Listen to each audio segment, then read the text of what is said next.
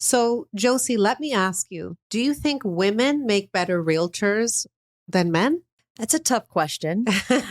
Definitely. I would say it's equal. If the client realtor relationship is good and there's rapport and there's trust, I think both perform, just as great, to be honest. I would have to say, I feel like women make better realtors, if you ask me personally, just because we're very, for the most part, in touch with our feelings and emotions, and we have that mothering side of us, right? So don't tell me you've never had a client cry in your car. Many times. I'm Cynthia Ostos, team leader and broker at eXp Realty here in the Greater Toronto Area. Welcome to Beyond the Sale, a real estate podcast where we discuss everything beyond the sale.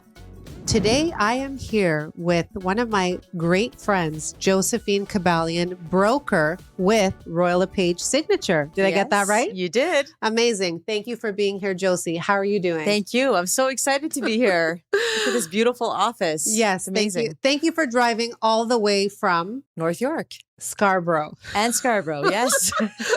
Is there a reason why you pick one or the other? There's or a boundary. You're right on the boundary. Right on the boundary. Got you. Today, our topic that we're going to be talking about is women. Everything to do with, of course, women in the real estate industry. It is International Women's Day and Women's Month. Yeah. I don't know if I made up the month one, but I know for sure it's Women's Day. Extended.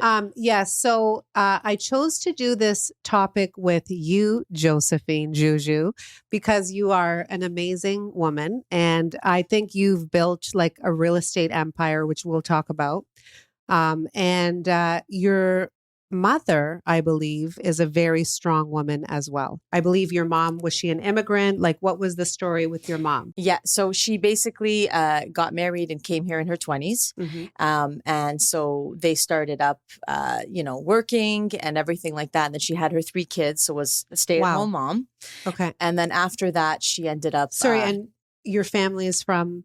So we're from Palestine and also Armenian as well. Okay. So coming here, it was, you're working simple work, simple jobs and stuff. And Sorry, you were born in Canada? Is that right? I was born in Canada. Got you. So once kind of getting established, my brother got into real estate and purchased a few, multifamily homes. And at that point, they thought it was a good idea to team up. And my mom really helped facilitate pretty much every property in terms of the management side, the contractors, the renovations, and just upkeep. Got you. And so seeing her multitask, that was really inspiring. And your mom, was she a single mom? I believe you were raised mostly at some point by your mom. Right. Yeah. So majority of the time, my parents got separated around 15. You were 15. I was 15 at that point. Wow. Yeah. Okay. So after that, it was very much just, working hard, watching her hustle and work hard. And then, of course, my brother getting into real estate. That was very inspiring for me as well. Okay. So older brother? Older brother. Yeah. So he got into real estate first. He got into real estate first. And he was probably one of the younger realtors at that time. He was 18. Wow. When was this? What year are we talking? Quite a while ago, I would say. Yeah. So I don't know if it was more in the 90s? Okay. About the 90s time. And there's a lot of older agents at that point. So we started to purchase one property after the other. And that became my investment inspiration, whereas, starting to build that kind of security and wealth at that point, just building. And so she was kind of that hand. Your mom was involved with managing the properties. Managing the properties, the renovations, the tenants, difficult situations, picking up rent checks at that time. We didn't have e-transfers. Yeah. So she'd physically... Things have changed. Very much so. And it was just a lot more work. So when I, saw both of these great people working so hard doing real estate, you thought maybe you should get out of bed. I should, get my license, instead of, just doing the regular 9 to 5. I just said, I want to build my security, and it was through real estate. So. Got you. Yeah. And so before your mom, I guess, got into property management, I would say in your household growing up, was it a traditional household? Was your mom sort of at home the whole time, and then your dad was the breadwinner? Exactly. Yeah. Got you. So, and then once, that separation happened, she needed to work. And of course, that was one of her, first positions was to be a property So manager. financially, like your mom was very dependent on your dad, or Initially, yes. Yeah. And then what of are your course, thoughts on that? Like, just because like times have changed, right? Like in my home, my mom was also very dependent on my dad financially. oh, And yeah. for me, it has had a really big impact just as a woman, like now, let's say, like Mhm. how was, in your life, how was that sort of dynamic? I think when you're having at that point, you've got 3 children, it's hard to be that superwoman that everyone is now with working full time and doing everything. But I felt like she was so efficient in doing everything, and she showed strength, and she showed just being able to multitask, whether it's making a beautiful big meal, working, taking care of her children, traveling, like she just was able to do it all. So I found that Sounds really like she inspiring. still was a superwoman. Like Yes, stay at definitely. home moms, I mean, that is one of the hardest jobs. Like I feel like it's still just as hard, like if you do both, but like being at home, a homemaker, like that is still a Eh, full-time thing. For sure. And how did you find it going from like, being a full-time realtor to now having 2 children after Okay, we're really quite a bit? pivoting the conversation Yeah. here. So yes, I am a mom Interesting. of two. I found it extremely, extremely challenging. Yeah, I think obviously, if I didn't have a team like I do in real estate, I obviously have a team that works with me closely. Mhm. I don't think I would have even been still in real estate with a family if I didn't have a team. Like it just wouldn't have been possible, So right? that support system was really helpful. Leverage, Leveraging. leverage is key. Whether it's a nanny or it's just your team, like someone that can help you, right? Like it's I don't think, like they say, it takes a village, right? Like that's the whole saying, but I think that's so true, right? 100%. So who were other inspirational women for you, like growing up? I would say even just like grandmothers, like seeing how they were Did able you to have do. grandparents here in Canada? No, both were back home. Okay. But it's just seeing them have all these children again, taking care of the Yeah. household, and always making sure everyone was safe and good, and supporting their partners. So different time again, different Oh obviously, yeah. era and generation, in that sense. But I think it's beautiful that now a lot of women are multitasking in terms of just doing it all, being successful in their business, taking care of their family, and self-care is very important too. Oh So my I God, think there's it's just so many things. You got to remember to work out, eat healthy, take a shower, get your hair done, go to the gym. Like there's just so so many much things pressure. now, pressure exactly Hmm. nowadays, right? Definitely. So yeah, it's incredible. Something interesting with my mom, my mom was also an immigrant from Colombia. But she was one of 10 children. So I don't know how many on your Wow. mom's. One of 11. One of 11. Yeah. Okay. So this is something we don't hear much about anymore. No. I did marry someone that's the 11th of, this generation, let's say, but my mom was one of 10. And it was like a really big deal in her family that from all the sisters, she was the first that like bought real estate actually in her Oh, family. I wow. just remember this. So she was the first that like bought like a cottage type property. And it was like, a big deal in the family because she was the first to like have a car and a cottage and a great job. And she always dressed well. And like, she ended up leaving all of that behind to come here to Canada to start a new life from scratch. Wow. Right. So, yeah. And then of course, like being a new immigrant to Canada, very dependent on my dad. She didn't work like for the first 7, 8 years, like she was at home with us. So, financially, like I feel like because I saw her depend so much on my dad, Hmm. I don't want to be that way Yeah. in my life. And it's pushed me to be like, I don't need anything from anyone, which sometimes is good or bad. I don't know if you can relate, but I'm Just that just like, independence. I just want to be independent, right? And obviously, I am married to someone and he's also very successful. But there is a lot of like, me wanting to just like make it on my own still, even though I'm married. And It's like a survivor thing too. It's like, you want to make sure you're secure. Should anything happen, you want to have that independence and push through. And I think that's what all these women showed us was, yeah, you can do it all.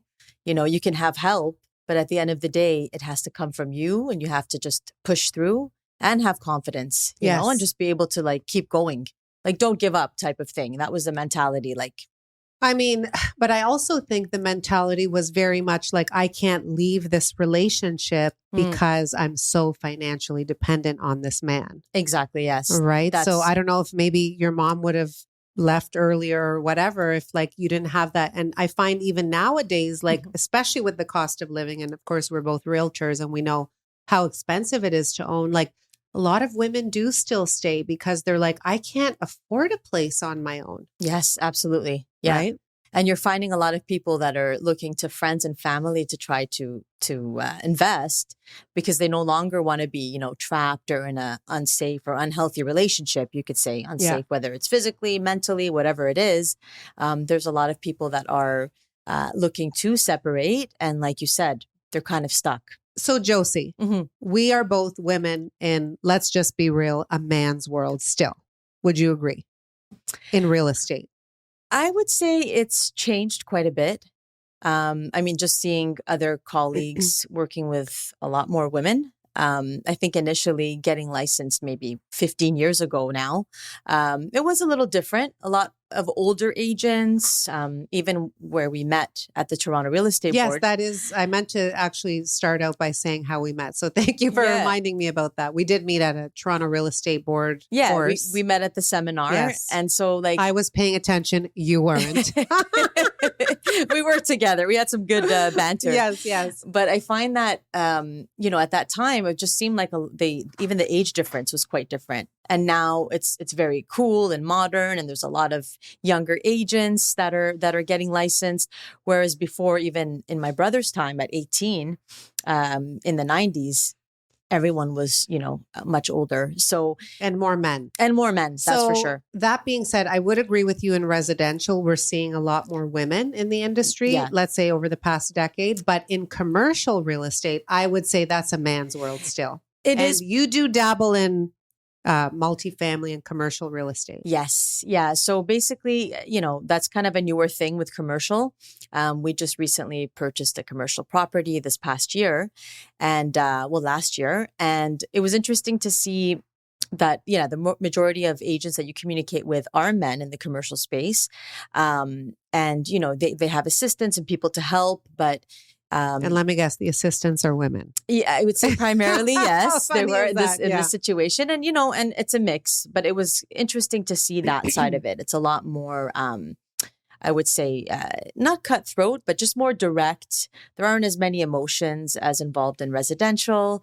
So it was different, but it would be cool to see a lot more women in commercial spaces. Like, is that something maybe you want to get into at some point? I think that would be really interesting.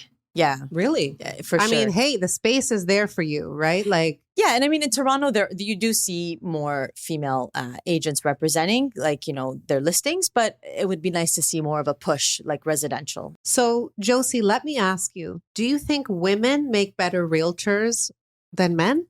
That's a tough question.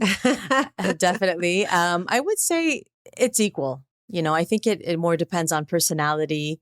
If the client realtor relationship is good and there's rapport and there's trust, I think both perform, you know, just as great, to be honest. I would say it's pretty equal. I would have to say, I feel like women make better realtors, if you ask me personally, just because we're very, like, for the most part, in touch with our feelings and emotions, and we have that like mothering side of us, right? So don't tell me you've never had a client cry in your car. Many times. Right? No. Have you? You know, I have. Definitely. Yeah. Just so excitement, fear, all the different emotions. I think that's true. But, you know, I love also working with male colleagues. Like, that's a thing. Both can be amazing. Like, where you've got someone that's just, it's so easy. They understand. They're sensitive to different things. So, yeah, of course, women can sometimes also be too emotional, right? And like they say, when sometimes a woman's too emotional, they call her, you know, certain things that if a man was the same way or passionate, there's certain labels, that's for sure. Yeah. That's the thing, right? Like, it gets like misconstrued. If a man acts one way, he's, you know, a jock or great at his job or confident. Assertive and everything. Yeah. Whereas a woman is more considered, you know, if it's drama or a nag or difficult to work all those with. different things. That's true. Right? Yeah. So, prior to real estate, I actually don't know what you used to do. Like, were you in the corporate 9 to 5 world, or were you always an entrepreneur? So after graduating from Ryerson, I'm sorry, what? You went to university? I did, yes. I did not know that. I'm kidding. I know you're a studious lady. So thanks for the plug. So basically, it was Ryerson, Bachelor of Commerce. And after that, I did finance and accounting. That was the main thing, with a minor in HR. Okay.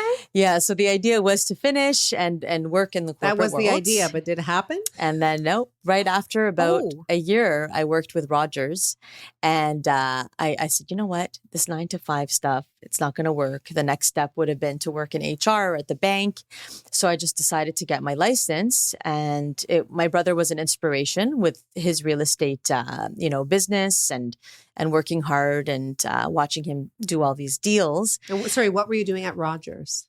So it was business to business sales, B2B. B2B, but also the very first job during university was selling cell phones. So that was the first step. And then, so I just said, you know what? I just want that entrepreneurship. I want that flexibility to build and have no real cap.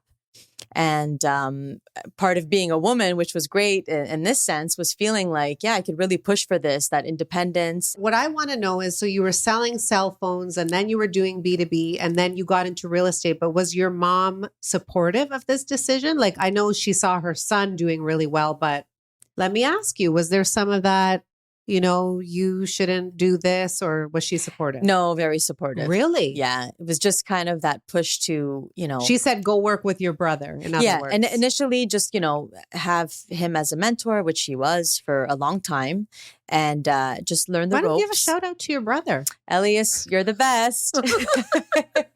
And you've met him quite a few times too. I remember your brother, like how much of an impact he had on you in real estate. And he was like, you got to hustle, Josie, sell more houses. 100%. Chop, chop. And it's just in that beginning when you're doing real estate, and it's hard at first because it's about that grind and making sure you meet a lot of people and networking. But it's also the details and the knowledge about property. So was he like a tough mentor? Like, was he like cracking the whip with you? Or no, what? he was very like, scheduled, appointments, making sure everything, gave realistic advice, and made sure that there's accountability, just like with every mentor manager. And then, of course, watching the smart investments take place and how he helped a lot of friends and family and inspiration with clients. I just thought that it was like... Is Elias still trading right now in real estate, or is he sort of taking a step back? Some trading, but it's more just personal property and some commercial and stuff. Yeah. Got you. Okay. Yes. Interesting. And you do have a sister that we haven't talked about. I do, yes. She's not in the family business. She is partially investor. Oh, yeah. Okay. But she's not a realtor. No. And did she ever want to do that with you guys? Or were you guys as siblings like, hey, sis? Well, you know what? We still are involved as a family in different ways, but she is in social work, so that's her primary focus. And so she never wanted to like become a realtor. You know how like everyone gets that bug, right? Like, oh, my brother and sister are doing really well. Looks so easy. I should get my license. I don't think so. No, once she probably saw how hard it was. It's quite difficult, yeah. And when you're in your niche and you're working as a social worker and you're working with children, and it's a different demographic. I mean, we also are therapists or social workers in our own 100% careers, right? So, and that's the other part of also being happy to be a woman, is that you're able to, be open with people and get vulnerable. And I think a lot of people maybe feel more comfortable doing that sometimes, right? If it's a female client or male client, doesn't matter. It's that the comfort level that you get with being a woman. I think so. It helps. So it's safe to say you like being a woman? Yes. Love it. Love it. It's great. I think it's amazing. I think we have a very tough job as women. Yeah. But I think like everything that, all the other amazing women that have paved the way for us to be here today where we are, to be able to be successful entrepreneurs in this amazing space in real estate. It's incredible the opportunities that we do have. 100%. Agreed with you fully. Yes. And you're one of them, Cynthia. Thank you. Oh my God. So are you. So thank you so much, Josephine Thank Juju, you. for being on the show today. It's awesome. I'll have more information on how to reach out to Josie in the show notes. And thank you again for coming on the podcast. Thank you so much. Thank you for watching this episode of the Beyond the Sale podcast. Remember to like, comment, and subscribe to our YouTube channel. And for the audio version, head over to Apple Podcasts or Spotify or wherever you get your podcasts.